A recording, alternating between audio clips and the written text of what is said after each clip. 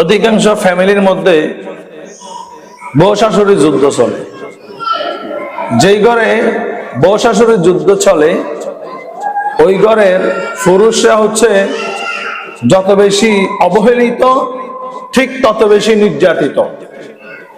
বউর দিকে বউকেও শাসন করতে পারে না, মাকেও কিছু বলতে পারে না। সে দুঃখে দুঃখে তিলে তিলে কষ্ট পায়, মানসিক টেনশনে। এমনও আছে অধিকাংশ ছেলে, অধিকাংশ পুরুষ ব্রেন স্ট্রোক করে দুনিয়া থেকে বিদায় নিচ্ছে। সেই মা এবং বোনদেরকে উদ্দেশ্য করে বলতেছি, স্যাক্রিফাইস করতে হবে।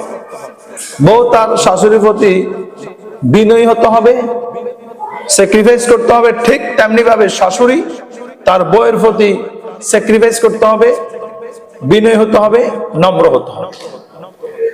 আমাদের শাশুড়ি মাদের যে সমস্যা, তারা বলে যে বউ তো কিছুই জানে না, বউ কিছুই বোঝে না।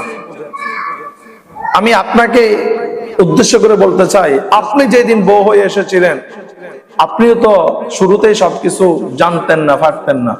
আপনার শাশুড়ি মা আপনাকে ধরে ধরে শিখিয়েছে।